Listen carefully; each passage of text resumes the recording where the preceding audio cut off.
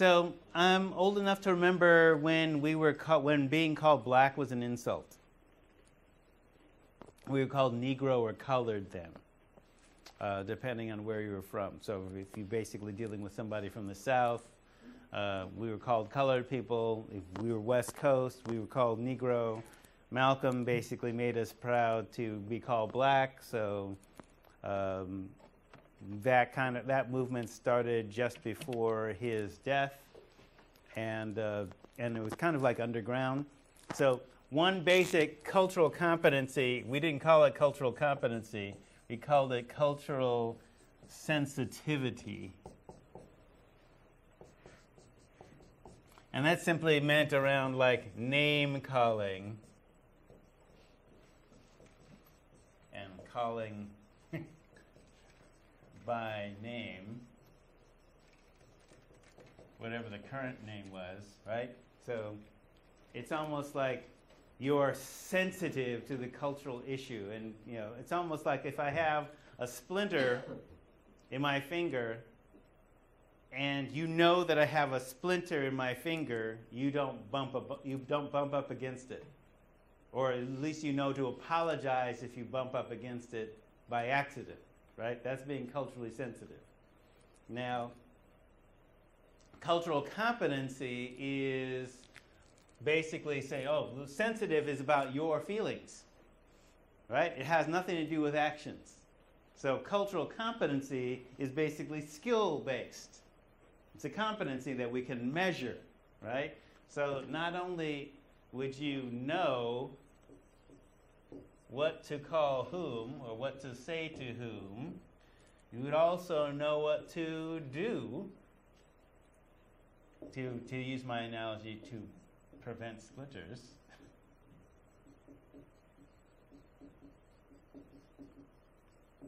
Or make me aware that I've got a splinter, because some people will, have issues without being able to acknowledge them for a variety of reasons.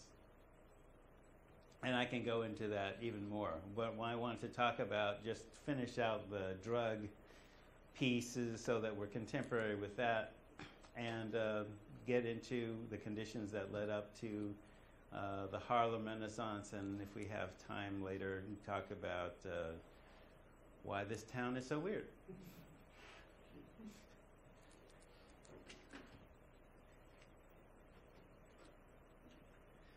All right. So you may or may not know, but marijuana was a legal drug in the U.S. pharmacopoeia up until 1938, when it was made illegal, when we looked at when and why it was made illegal. So I remember being in middle school when 2 tobacco companies trademarked names for marijuana cigarettes, this Acapulco Gold and Panama Red. So Philip Morris and R.J. Reynolds actually trademarked the name. So if a corporation does trademarking, they're expecting to have a brand name. So when Nixon was elected president instead of George McGovern, plans were scrapped as Nixon favored tough drug laws and conspiracy laws, and these were used to suppress political movements. So, the piece when I talk about, in axiochemistry from medicine to weapon, you can use drugs to suppress political movements, as well as political movements being associated with particular drugs, among other things. So this historical fact about 2 companies trademarking marijuana cigarette names is immortalized in the old Cheech and Chong bit, the weed commercial. No sticks and stems that you don't need. Acapulco Gold is badass weed. It was called the weed commercial. It was a comedy bit, right? And it was based on that news item. So they actually did trademark that, and they go, Acapulco Gold, are you getting high more, or getting high less, and whatever, So this is basically before Sensimilla technology, where basically you had lids. Those of us who are old enough to remember, when ounces cost $10 an ounce. And you basically got the entire thing without manicured sticks and stems and leaves and all that kind of stuff. So those drug laws. So again, this is like a reactive piece. So the thalidomide disaster, those of us who are old enough to remember that. What thalidomide was a tranquilizer for pregnant women. And very much like phencyclidine, which is PCP, basically this is when it was mostly male doctors considered pregnancy a disease that we had to cure using various drugs. And so women who were pregnant, who were in delivery, they were given PCP as an example because what it was is a dissociative anesthetic, which meant that it cut the pain, the anesthetic part, and the dissociative part was it removed her from the scene. Now, the problem is the side effect. So in my drug class, I say there is no such thing as a side effect. A side effect is a marketing term for an actual effect of the drug that you can't make money from. So you therefore don't market. So it's predictable, right? So the side effect of PCP is that it's a psychedelic. So not only is she hallucinating while giving birth to this baby, while not feeling pain and being disassociated from the scene, another side effect is that there's retrograde amnesia, so she doesn't remember the pregnancy. And therefore, in those critical times like mother-infant bond, like what is this? The drug produced those kind of effects. So, plus I did mention hallucinations, right? So, like bizarre psychotic hallucinations. So that's not so good for mom either. So they decided that PCP should stop being, that was the original human use in pregnancy. And that's what PCP was originally designed for. Came a long way from that. Yeah, but then what happened is it became a street drug. And then they also used it as a large animal tranquilizer because, after all, lions and horses and elephants don't have minds we have to be concerned with. Probably has the same effect on them, right? So thalidomide was another drug like that, except, pregnancy is stressful, so they would give mom this drug to deal with, morning sickness among other things, and it produced monsters of the baby, right? So, the Kefauver-Harris Amendment, no relation. Safety and effectiveness before marketing. So, then, the 60s, as it were, because, you will hear people talk about, we didn't have drug problems until the 60s, and it was those liberal hippies that caused the drug problem, which, of course, is a lie, but, people want to be myopic about that. So, the 60s. So the result was the Comprehensive Drug Abuse Prevention and Control Act of 1970, CSA, Controlled Substances Act. So what about the 60s? So large numbers of middle-class white youth began adopting non-mainstream minority group values, including the use of hallucinogens and marijuana as quasi-sacraments, rejection of materialism, respect for the earth, freely sharing possessions and genetic materials. There was also, in terms of minority values, and look around feminism, egalitarian relationships, ecology, etc. So nonviolent social change. These are all threatening to certainly the law and order values that were being expressed by conservatives at the time. And so, again, notice what the problem is and then what the solution becomes, right? So middle class, if you understand the demographic of who's using illegal drugs before this time period, it's rich white kids and rich white people anyway. So what happened in the 60s? Well, they shifted away from alcohol and tobacco and, Ward and June Cleaver cultural values, and started becoming faux Indians or other minority values that were not considered part of mainstream. So we pass a law. And so when we look at that law, right? So if we look at abuse, medically, abuse is defined in the current DSM as continued use despite negative consequences. So it's a medical term. So physical, psychological, social, legal, occupational consequences, but short of dependence. And dependence is basically the code word for addiction. So legally and conservatively, any use of an illegal substance breaks the law and leads to the schema, use is abuse. Right? So from their framework, any use of an illegal drug is abuse, right? But that's a law and order piece, not a medical piece. So here's what happened. The Controlled Substances Act was a compromise between those who wanted criminal penalties and those who wanted treatment and rehabilitation. Okay, sets up 5 levels of drug control, schedules 1 through 5, with penalties. So where the devil is, of course, in the detail, a drug was assessed for its historical and current potential for abuse and its medical use, if any. So high abuse potential and no medical use was basically Schedule 1. So marijuana, peyote, LSD, hallucinogens, heroin.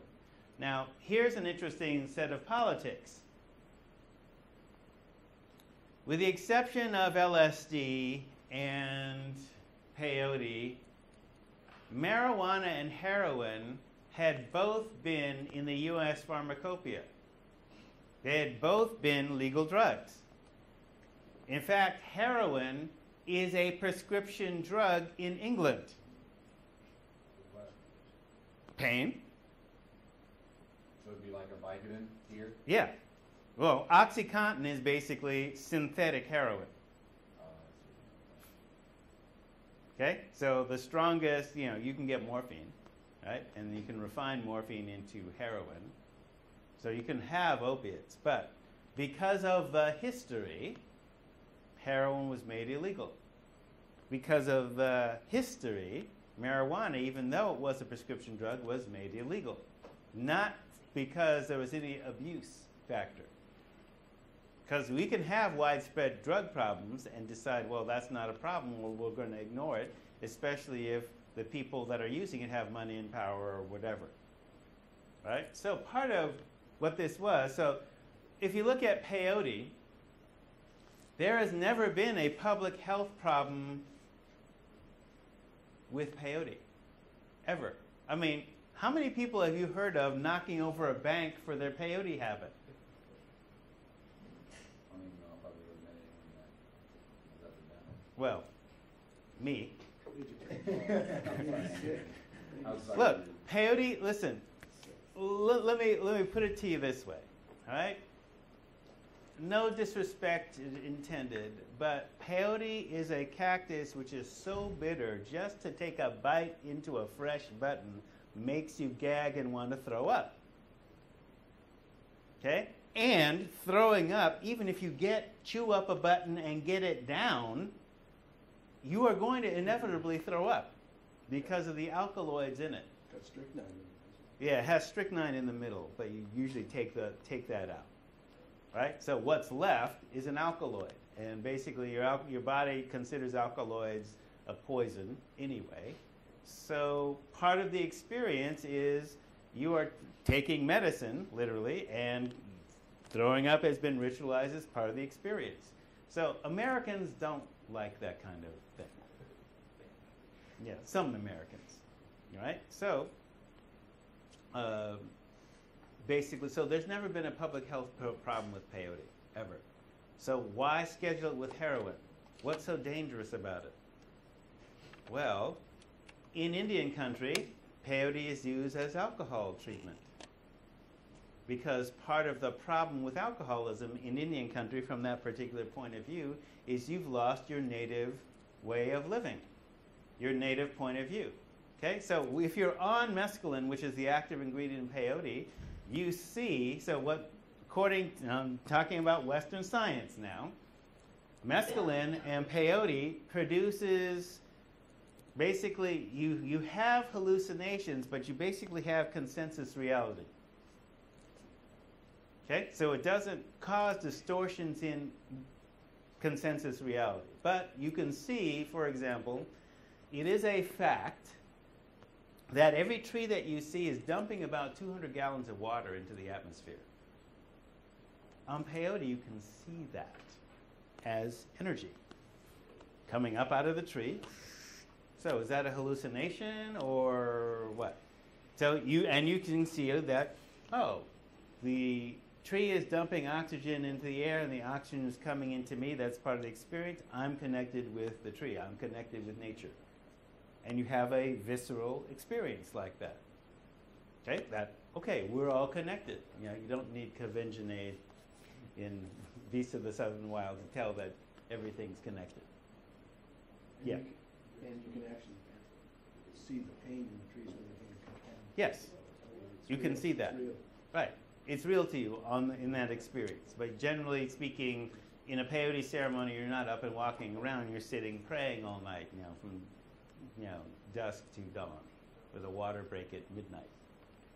Right? So it's focused. But if you take it on your own, which is not necessarily recommended, but of course many of us who were hippie-esque did that because there was a brisk trade in this drug. Still is, but it's not one of the ones that you hear about. So the idea is like, why is peyote Schedule I drug with heroin? The issue is not the public health. The issue is that it's a sacrament of a people of color, where it was illegal for Native Americans to even practice their religion before 1978. This was done in 1970. So definitely, there is some other politics going on. So high abuse potential and medical use, Schedule II, things like amphetamines, cocaine, and barbiturates. So notice that difference too. So yeah, there is a medical use for cocaine, or was then. Medical use for methamphetamine, still is, and medical uses for barbiturates. Now you will note that there are two drugs that were originally in that are not scheduled at all, that have major high abuse potential, and that was recognized even then.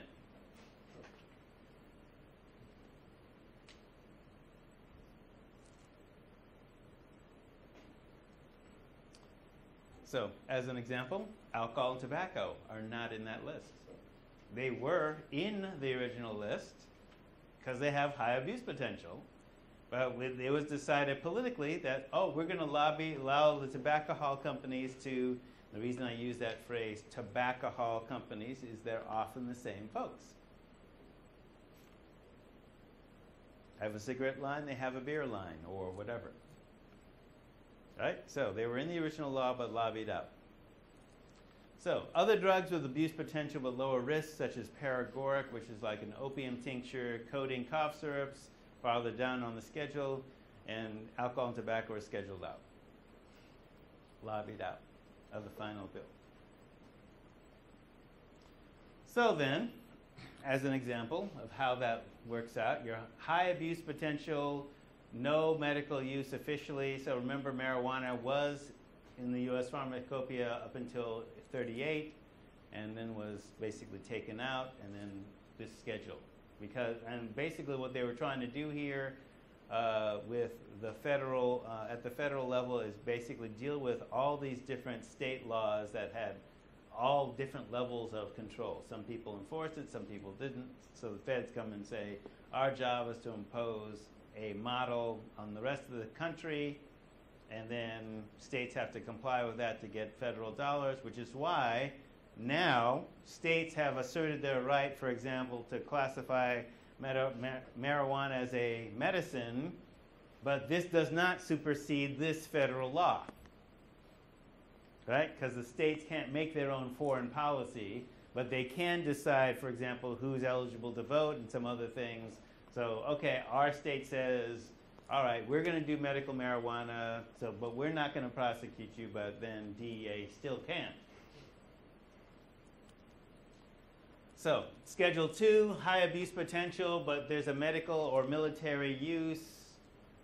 So basically, what happens at the federal level is the government gives you a license to manufacture the drug. And so if you're a meth cook, basically what you're doing is you're breaking the federal law by manufacturing methamphetamine without a license. Same thing for marijuana when the feds come and prosecute you, despite what the state may permit.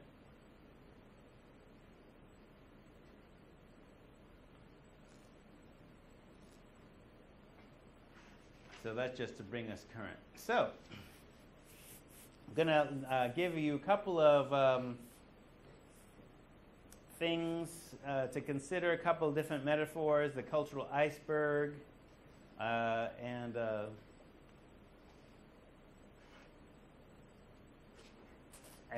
kind of explain in terms of an ethnic studies framework, whether you use an iceberg or an elephant or an umwelt.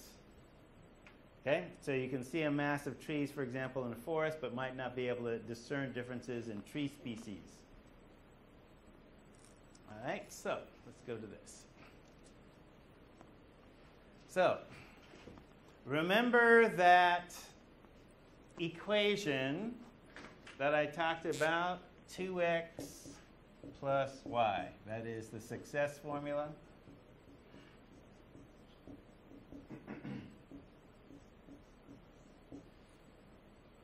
Okay, and that x, where x was basically the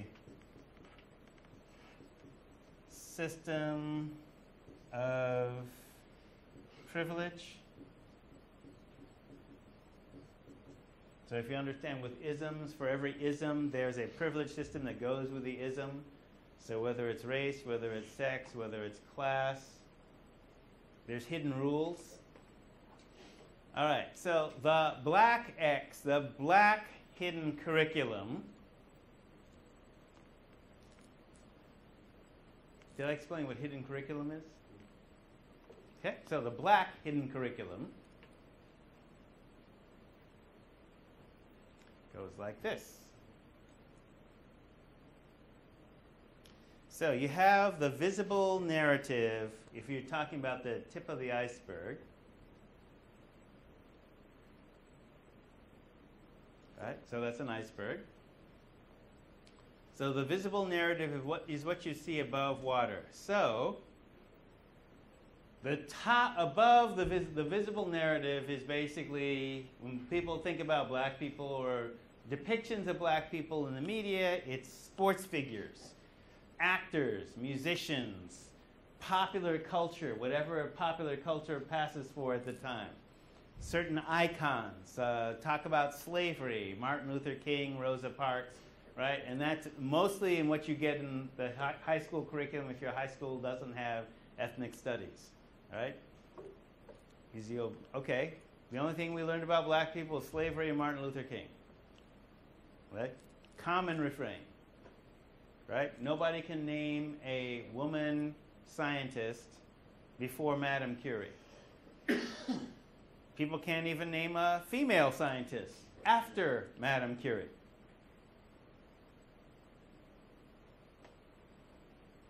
Name a black female astronaut. Don't know. Yeah, okay. So they exist. There's like 4 or 5 of them. You know what it takes to be an astronaut? The reason I ask is because I wanted to be one. You have to have advanced degrees in chemical engineering as well as being in the military. You can't just be in the military. You actually have chemical engineering, aerophysics, et cetera, or be a medical doctor. So Dr. Mae Jemison. How close did you get? How close did you get? I think she had a shuttle mission.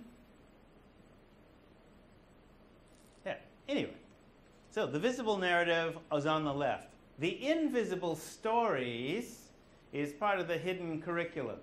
So part of what you've been getting is that hidden curriculum.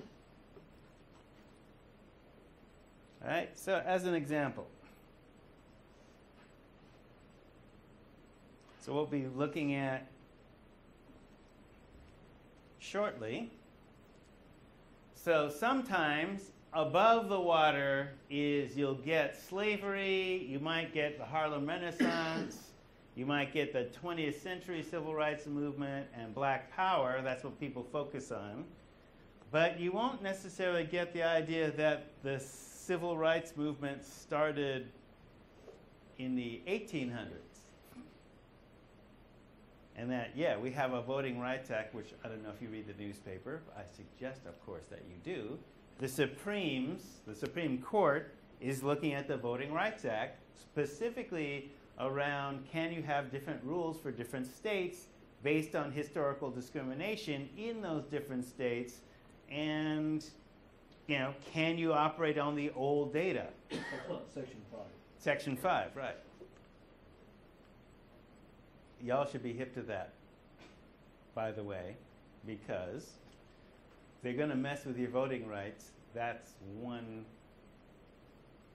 crack in the armor that they can exploit. You should understand how that happens. So pay attention to that. Okay, old school connections to the ocean, deep culture, universal, inclusive elements of that culture, part of the hidden curriculum. So for example, when we're doing stuff for us, we're not doing stuff for us, we're doing stuff for everybody in terms of civil rights structure, civil rights struggle. So there's an old story out of India, 5 blind men and an elephant.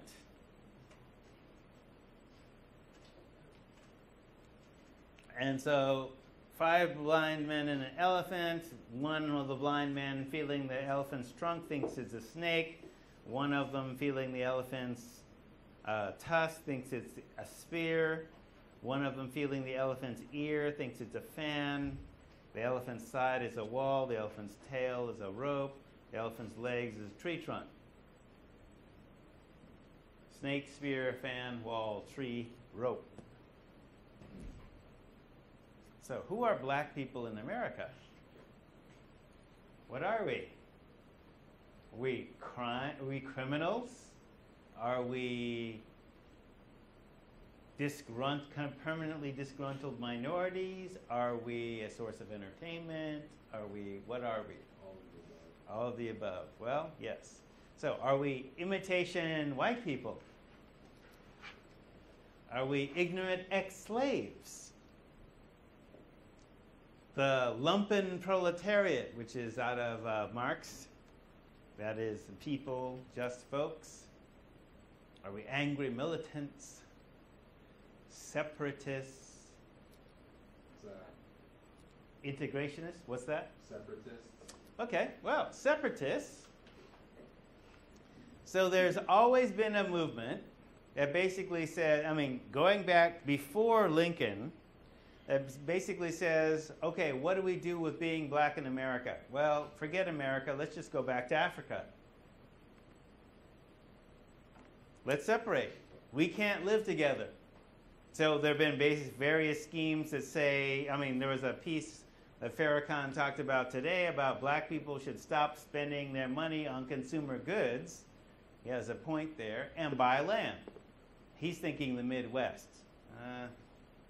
Not into that so much, but the Midwest. They're actually doing that. Yeah, and they actually had been doing that. The Nation of Islam actually had been buying land mostly in the South, farmland, basically. The idea is, okay, the solution to, like Lincoln said it, the solution to slavery is ship black people to Costa Rica, a land rich in coal.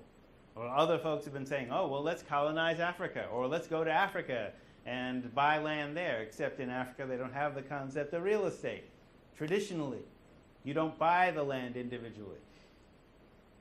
But yeah, you could stay there and farm it. And there's been varying degrees of welcome. So there have been basically people who've said, as part of the separatist movement, we just need our own place. Just like white people, there are some white supremacists that say, we want the Northwest as a whites-only homeland. That is Idaho, Montana, Washington, Oregon, and maybe Northern California. They want for a whites-only homeland. There have been some black people that say, okay, you don't want us, give us the South, y'all leave. Okay, country within a country. Those are separatists, right? Integrationists. There have been, okay, well, we need to figure out a way to live together. How do we do that? What does integration look like? Okay, that we can also sing and dance, that we're good in sports. So now, what about the elephant is basically, okay, well, what does the elephant think? Does anybody ask the elephant's opinion? Because the elephant can be all of those different things. And then how do you incorporate that? This is part of what Du Bois is talking about within the talented tenth. His idea is not so much about elitism, though he does notice that elites exist, and that elites can be self-created by you can choose to educate yourself. That's a choice.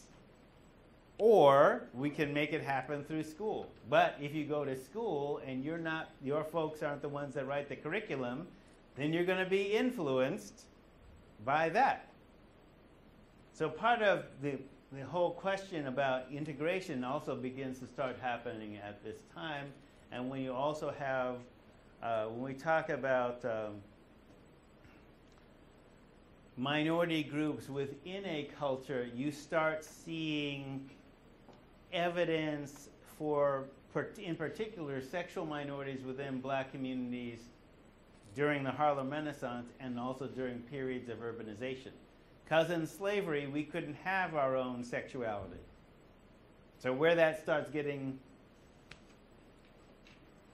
put in evidence is basically when we're in cities and we're allowed to flourish in our own communities within cities. So what about the elephant? What does the African elephant think it should be? Who are we in America? All right, so the elephant never forgets and has hidden graveyards.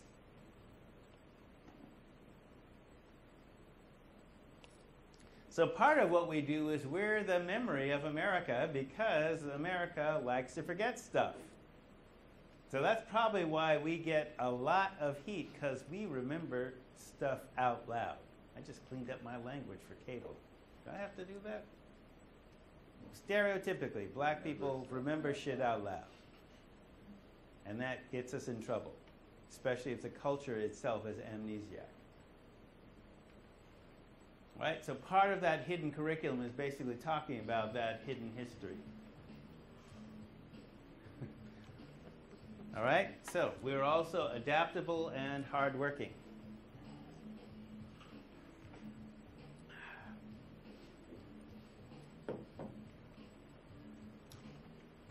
Umwelt.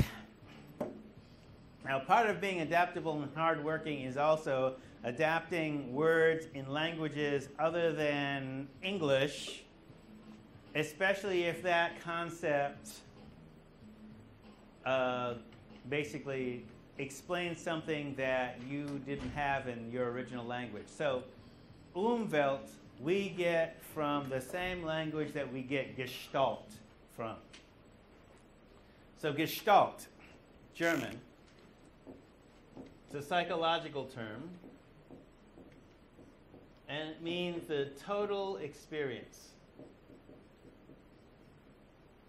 of a person. Their emotions, their thoughts, everything. Umwelt means environment or surrounding world. It's the biological foundations that lie at the very epicenter of the study of both communication and signification in the human and non-human animal. The term is usually translated as a self-centered world. Organisms can have different Umwelten, that's the plural, even though they share the same environment. Okay? So one way you could think of is it's an animal's worldview based on its ecological niche. Right? So the book that I have, it's in my office, it's called The View from the Oak. And it basically I tripped out, because, you know, I'm a science nerd. So I really tripped out when I read this in high school, I believe it was. And talked about a tick. You know, little blood-sucking creature. Okay? So ticks can survive for 40 years without blood. A tick's entire, I mean, they've got ticks at the University of like Oklahoma, where they like kept on a starvation diet for 40 years. You can't, yeah, you can't drown them, but you can drown them in Vaseline, but that's different, right? So part of what a tick's world is, basically a tick waits around until it smells mammal pheromones, and then when it smells mammal pheromones, it kind of like not literally jumps into action, it actually crawls into action and it waits. So ticks can like drop onto you from a tree, or most of the time, and this is where I had a close encounter with a tick on a psychedelic, so I never got that, right? So I'm walking through this field, it's a sunny day in California, and you know, the wind is blowing the grass, it's like, hey, this is great. This is great. And then I noticed at the end of one of these waving grass things is, what is that creature?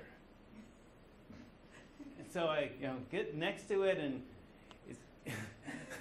they can't jump, right? They have to wait for you to brush up against that and go, wow, that's a trip. Wait, you noticed a tick on the end of something? On the end of a grass, yes. LSD will do that for you. Does it enhance your eyesight? No, but So you just definitely enhance see it. more of what's there.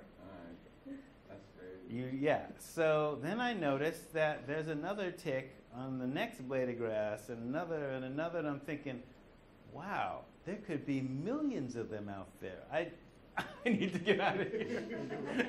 Right? So then I had tick paranoia. So I'm looking all over and, right, start feeling creepy crawlies, and turns out there was only one.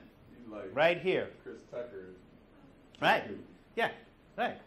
Just one, right? And so how do I get this out? Because it's not brushing out, right? Right? And so I read this book called Living on the Earth, and it says, here's how you deal with ticks. Ticks screw in clockwise. So you grab the tick, and it's very important, so you can either use Vaseline, didn't have Vaseline, okay. You can grab the tick and unscrew it counterclockwise. Really? How do you do? Okay. Pop, came out. And you got to make sure the head's not in there, and the way you can tell is if it starts crawling away or crawling towards you. So.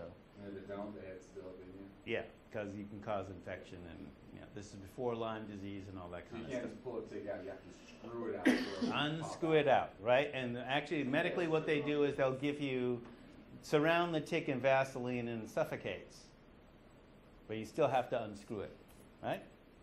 Like that, because if you pull it out, it's got mouth parts designed to, right? So, the Umwelt of a tick, when I read about that, the idea is it's pretty much dormant until it smells mammal blood, and then it's a frenzy, and it's the females that bite you. The female, who knows what the males do, but the female will bite you, get a blood meal, find a male, fertilize the eggs, and die. And they can wait 40 years for getting a blood meal. Right? So, is the tick conscious during all that time? Well, we don't know. All right? So, the Umwelt of a dog. Okay? Dogs don't see colors. Dogs are actually colorblind. But if you had a dog smell, you could smell 40 million colors. I mean, to use that analogy. That's how sensitive a dog's sense of smell is, right? Cats, so the idea, right, of Umwelt was fascinating for me. So when you talk about then human beings, what's their Umwelt? And what's their Umwelt in terms of culturally? Okay, so when black people say something has soul, how do you know that it has soul or not? Who's the determinant? Okay, when we say internally, you either know or you don't know, and you can't ask, because you have to ask, you don't know. Well, that doesn't make sense. Well, it does to us. There's something that, there's a word in Portuguese, saudade. which essentially means the thing that's only known by its absence. It's like that. You had a question? Oh, was it Umwelt or Umwelt. The W is spelled, it's spelled with a W, but it's pronounced with a V. Yeah, like Hawaii. Umwelt. Yeah.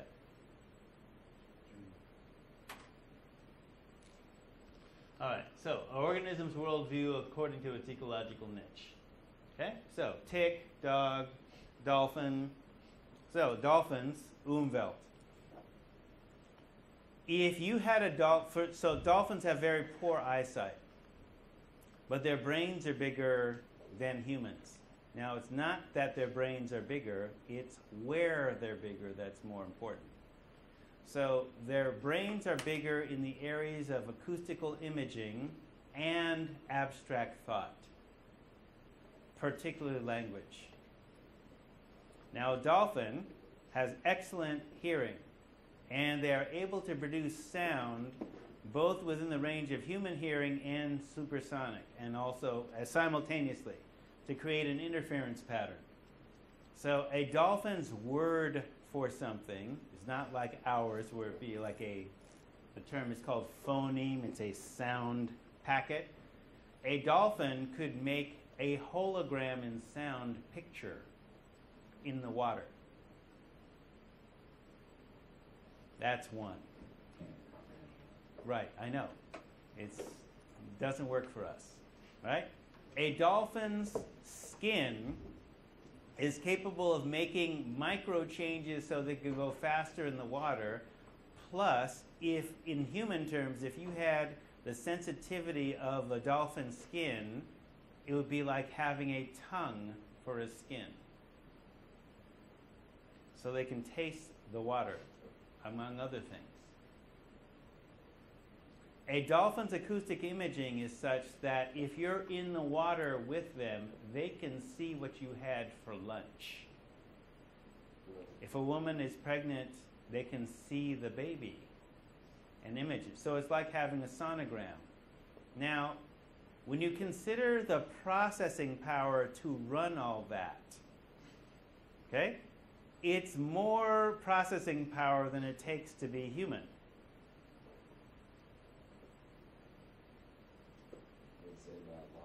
Yeah. Right? So, humans and humans, they're Umwelt. Okay? So, each functional component of an Umwelt has a meaning and so represents the organism's model of the world. So, it's a model of the world. It is also the semiotic, that is, signs and symbols, speech and writing, the semiotic world of the organism, including all the meaningful aspects of the world for any particular organism. So, it can be water, food, shelter, potential threats, or points of reference for navigation.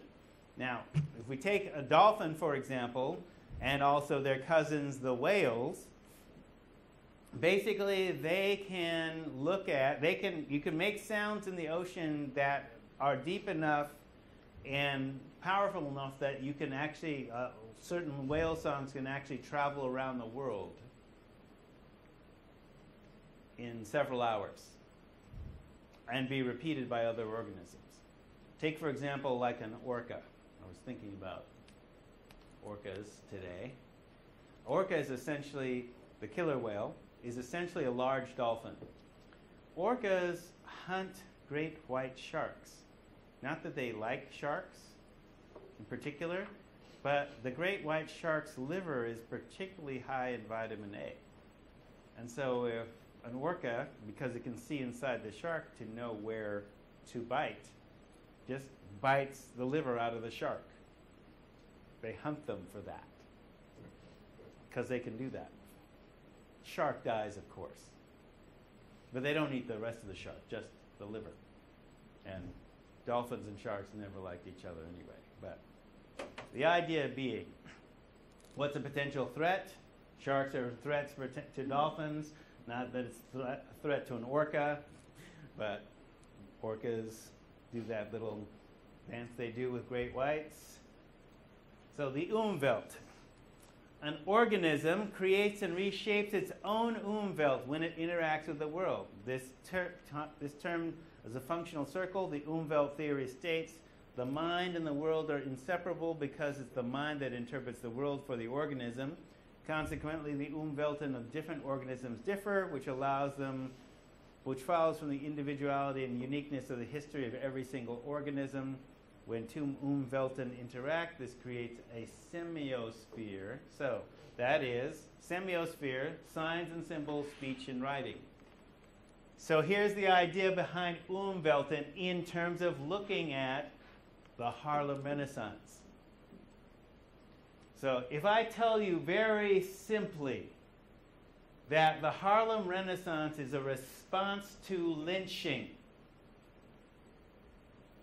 how do you get an explosion of creativity, music, art, and dance, and politics from attempted genocide as a response?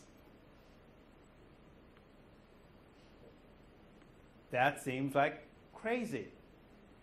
How could you get that? Right, so the Umwelt of African America and mainstream America are different. Right? If you build a culture based on remembering, and you're in a culture based on forgetting, well, here's how we respond differently. It's almost the difference between great white sharks and orcas. All right, so Langston Hughes. Black Indian, gay, poet. My people. His poem. The night is beautiful. So the faces of my people. The stars are beautiful. So the eyes of my people. Beautiful also is the sun. Beautiful also are the souls of my people.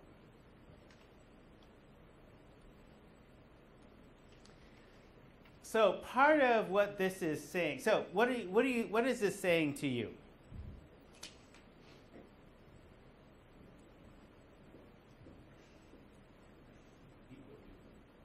People are people, yes. What else?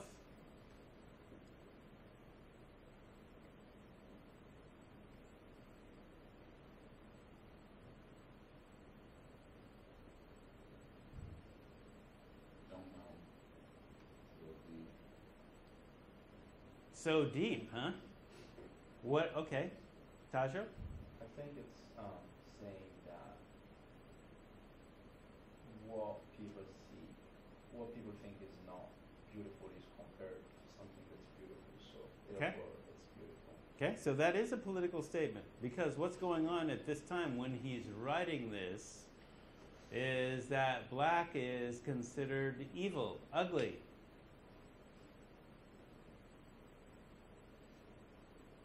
Right? So the night is beautiful and the color of night is black, right? But it's not absolute black, it's got stars in it, right? And it's, as you pointed out, deep, right? So deep things are scary to people who are not, well, they're afraid of depths, and there's reasons to be afraid of depths, I suppose. Things come out of the depths. Rocks fly out of space. Orcas come out, great whites come out of the depths. I mean, sure, there's reasons. Yeah, Tim. This is like outside, inside. Yeah. You've got what's apparent on the outside, and then you delve into what's on the inside, and it's not visible, but it's, it's apparent. Yeah. Through thought and reasoning. Yeah, good. Beautiful also is the sun. Beautiful also are the souls of my people. So where's your soul? Inside. Okay. So the sun, that's a biblical reference. Look on me, ye daughters of Jerusalem, for I am black, but I've been kissed by the sun.